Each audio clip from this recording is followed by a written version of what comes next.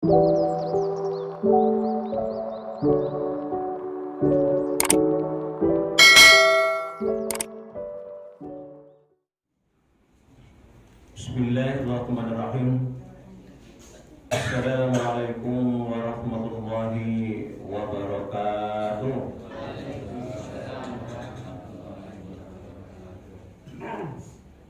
Alhamdulillah. Alhamdulillahillazi yasjudu lahu man fis samawati wal ardi wa tawan wa qahar. Wa yaqulu lahu jadda wa wajha wa yulfi ilayhi bi ta'ati silman wa ta'at. Asyhadu an la ilaha illallah wahdahu la syarika lah wa asyhadu anna Muhammadan abduhu wa rasuluhu la nabiyya ba'dah. Allahumma shalli ala sayyidina Muhammad wa ala ali sayyidina Muhammad.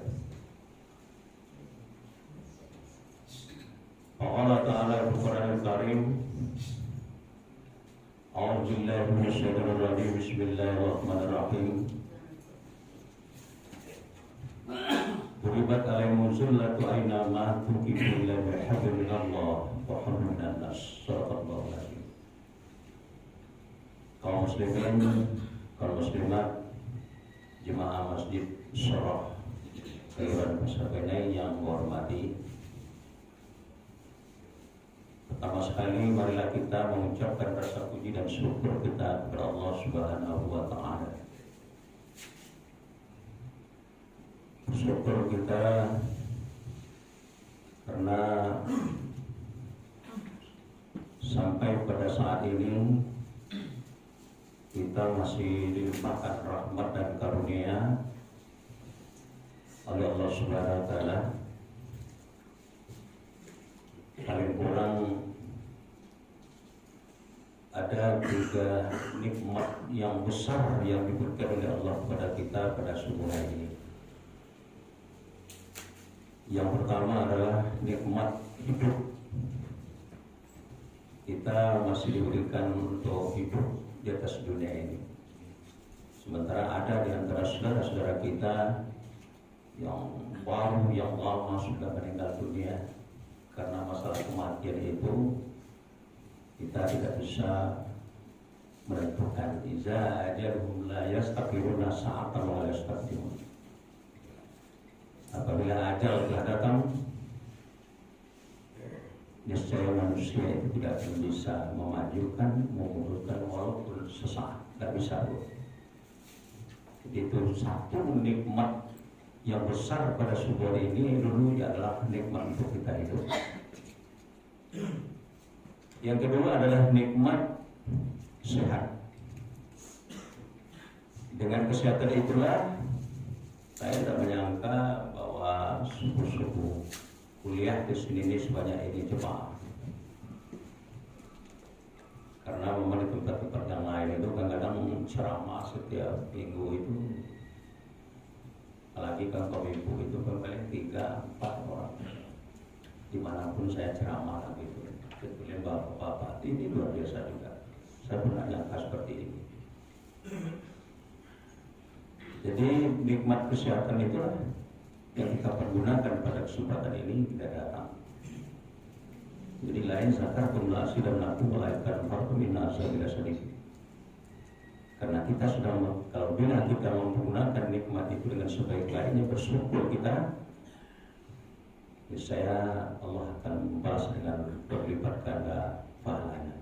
Tapi kalau kita tidak mensyukuri, ingat azab lagi, azab yang paling pedih besar yang kita terima. Kita datang ke masjid ini, subuh ini adalah satu wujud rasa syukur kita kepada Allah Subhanahu wa Ta'ala. Amin. Amin ya Allah. Mudah-mudahan kita termasuk orang yang bersyukur itu. Nikmat yang ketiga yang kita bertemu lagi adalah nikmat istiqamah. Istiqamah di dalam menjalankan perintah Allah.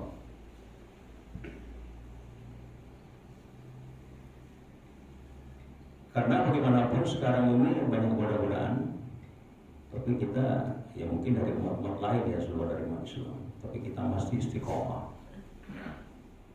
di dalam menjalankan syariat Islam. Memang insyaAllah tidak ada yang terdengar oleh kita, khususnya di kelurahan Pasar Bene ini, yang murtad dengan agama Islam, tidak ada. Tapi begitu juga jarang juga kita melihat dan mendengar bahwa orang-orang yang lain itu mualaf untuk masuk agama Islam. Jadi inilah nikmat yang diberikan oleh Allah. Berarti tiga ya, nikmat untuk hidup, nikmat kesehatan, istiqomah yang ketiga di dalam menjalankan perintah Allah. Selanjutnya selawat beri salam kita sampaikan kepada junjungan alam kita Nabi Muhammad sallallahu alaihi wasallam. Mudah-mudahan dengan selalu bersalawat kepada beliau kita akan mendapatkan syafaat yang di yaumil mahsyar nanti. Amin amin ya rabbal alamin. Kajian kita pada subuh hari ini adalah identitas umat Nabi Muhammad sallallahu alaihi wasallam. Ciri-ciri identitas, ciri-ciri itu mengakui kami adalah umat Nabi Muhammad sallallahu alaihi wasallam. Tapi apakah kita sudah termasuk ciri-cirinya, sudah menjalankan segala ciri-ciri yang ada, yang sudah ditentukan? Al-Quran menjawab ciri-ciri umat Nabi Muhammad itu dijelaskan dalam Al-Quran. Ini yang akan kita bahas. Walaupun barangkali waktunya sedikit, kita akan coba aja nanti. Surat Al-Fath. Bismillahirrahmanirrahim.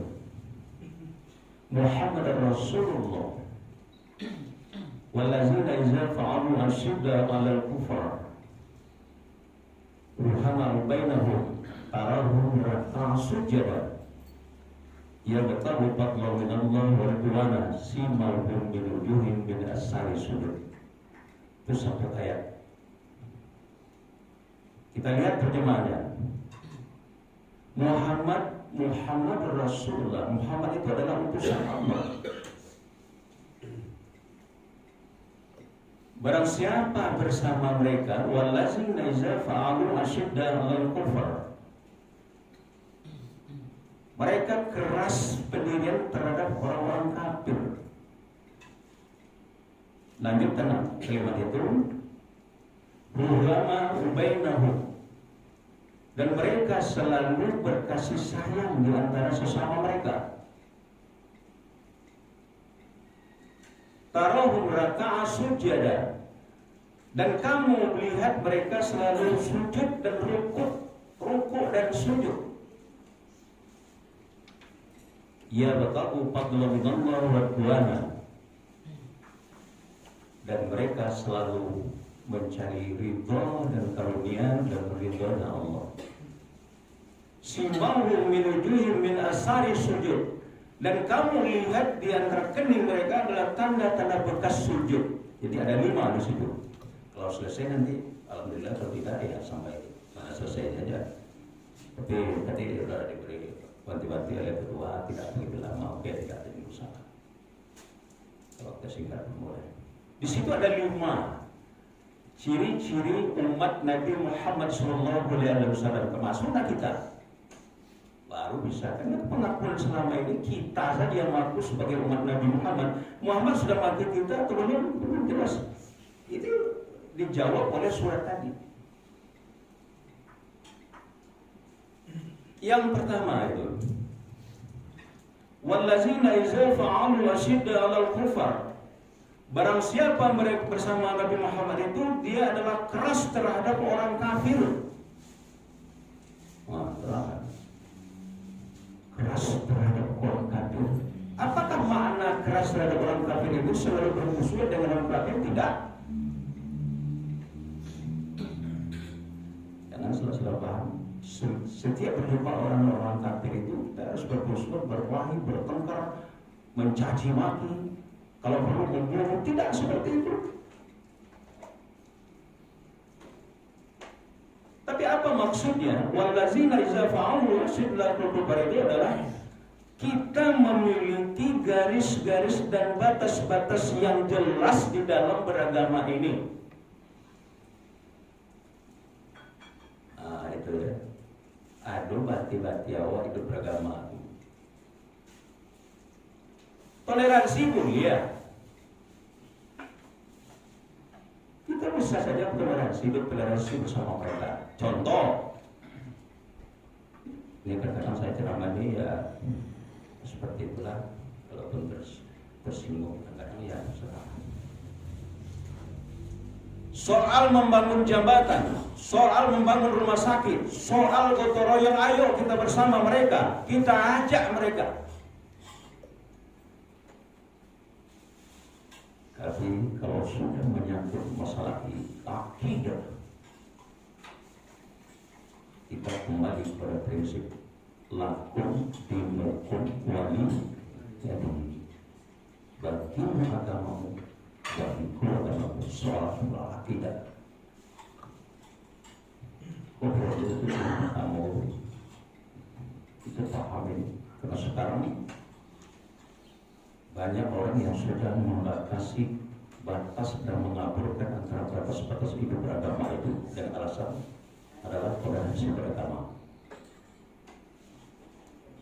Sehingga kadang-kadang timbullah kalimat-kalimat yang berbahaya, mengatakan semua agama ini benar.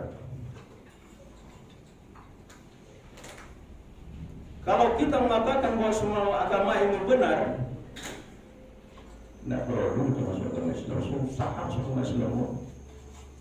Sholat mau tertulis, pulau jilu. Ada agama yang kadang-kadang hanya sekali seminggu makan pun tidak tahu halal yang haram. Jadi tidak terima. Kadang waktu 12 bulan 12 anak itu satu tahun baru masih nggak tahun baru kira. Kita tengok nanti nampak batas-batas hidup beragama itu tidak jelas. Buktinya pada tanggal 1 Januari malam itu kadang-kadang umat Islam yang turun ke lapangan, yang berjaga-jaga, yang minum-minuman. Risiko mereka, barbar mereka. Umat Islam. Sehingga saya pernah mengutip itu dialog antara pendeta dengan alim ulama. Apa kata alim ulama kepada pendeta? Pendeta, besok tanggal 1 Januari tahun baru ya.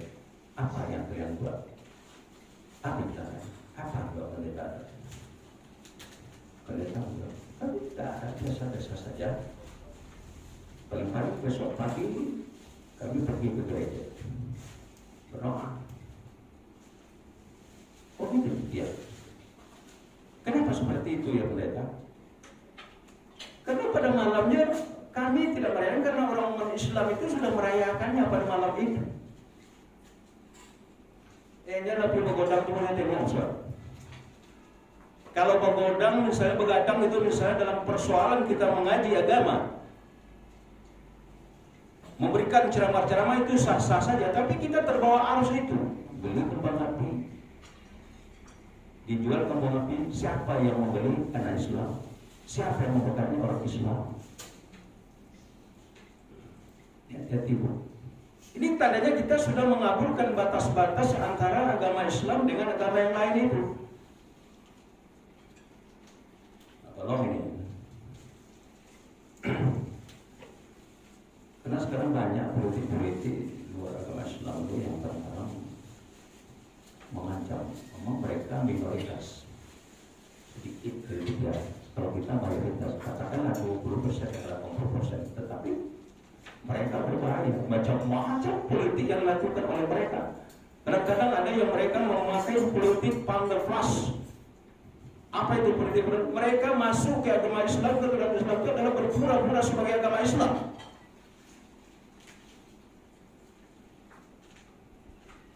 sholat seadanya aja, sholat pakai kopiah begitu. Baca alhamdulillah ini bisa dipelajari. Berulang-ulang bismillah boleh diversifikasikan. Assalamualaikum. Banyak seperti itu mereka. Kita sepanjang tahun sementara dia adalah orang kafir, orang Islam. Agama itu begitu dia masuk di dalam pengajian agama, dicarinya sela-sela di mana kira-kira umat Islam itu bertentangan. Untuk kecil dulu. Barangkali di sini tadi tidak ada yang pakai kunut yang biasa, tapi saya biasa mengunut. Dia punya kita yang tidak pakai kunut, yang kunut. Padahal semua itu baik. Celakanya lagi orang yang tidak biasa membaca kunut, tidak mau sholat di tempat orang yang berkunut. Ini ancaman-ancaman kepada kita. Dibuka masalah-masalah khilafiyah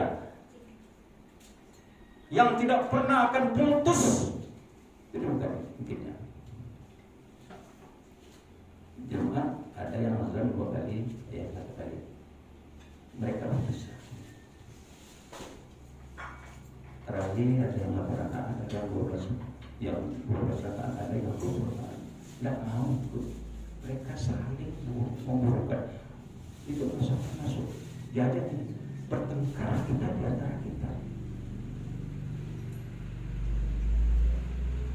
Nah, ini bahaya.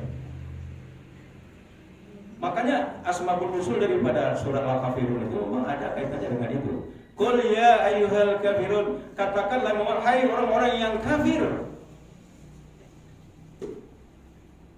La a'budu ma ta'budun. Aku tidak akan menyembah apa yang kamu sembah.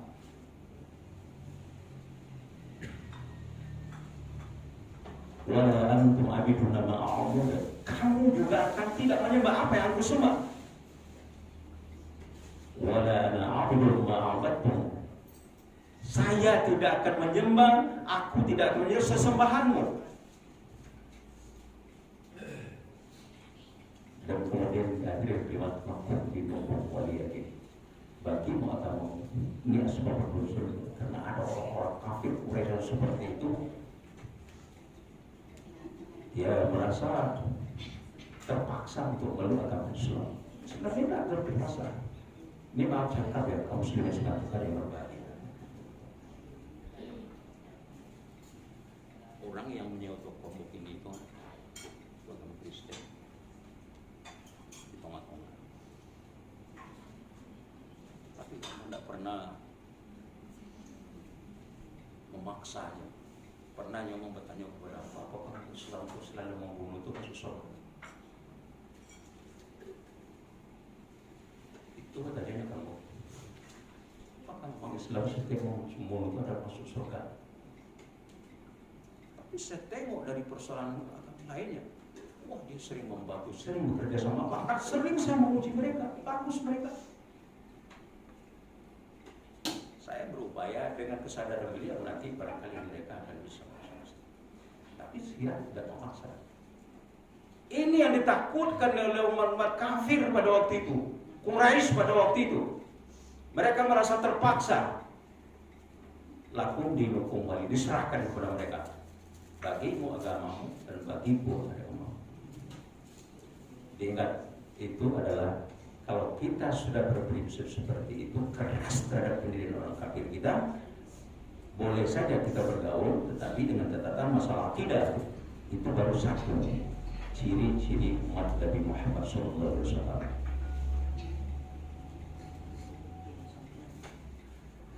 Yang kedua, ruhama bainahum. Mereka selalu berkasih sayang di antara sesama mereka. Itu baru ciri yang kedua. Tapi kan tidak selesai, tidak ada masalah.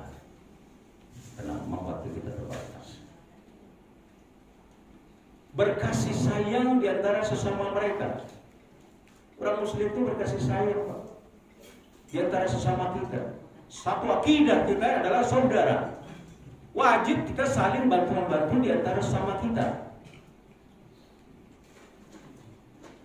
Ini sudah dicontohkan oleh Nabi Muhammad SAW. Tatkala dia hijrah dari Mekah ke Madinah.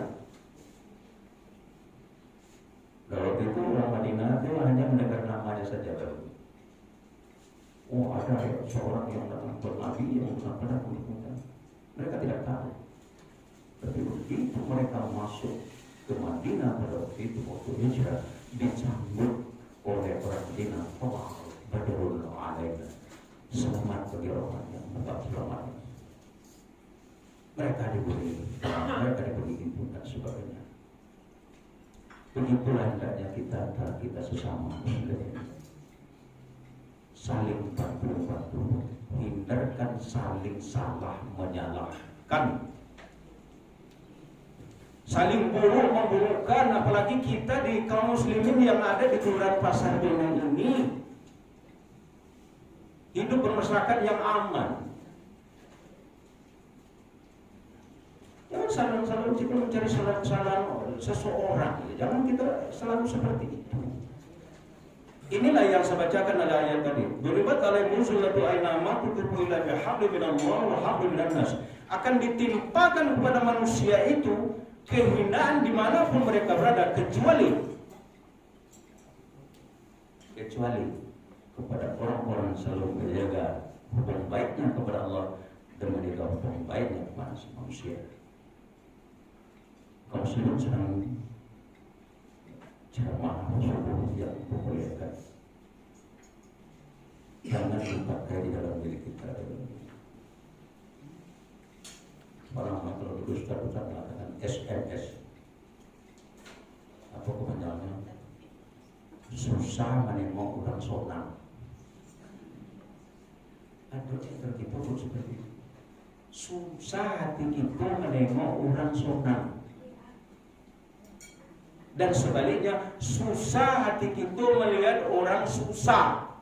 Suka kita melihat, senang kita melihat orang susah. Itu tidak tipe-tipe kaum muslimin hidup. Dan dipakai prinsip-prinsip seperti itu. Kalau bisa senang kita melihat apa yang kita senang itu senang ada di dalam diri orang lain, senang pula kita. Contoh, kita mau beli renda baru, sangat senang kita dengan renda baru tadi. Atau tetangga membeli lo, sambung dengan itu. Kalau kita susah melihat orang senang, tidak ada terkenal. Barangkali yang seperti itu tuh, kalau tadi misalnya tensinya 120 akan bertambah menjadi 150. Tapi kalau orang senang melihat orang yang senang tadi, senang juga dia. Dia alhamdulillah. La ilaha illallah. Mudah-mudahan rumahnya awak elok bisa berbeda rumah. Jangan justru karena yang seperti itu kadang-kadang kita muslim berkata sembunyi dengan ini orang. Beliau orang, tawali orang naik 152 derajat.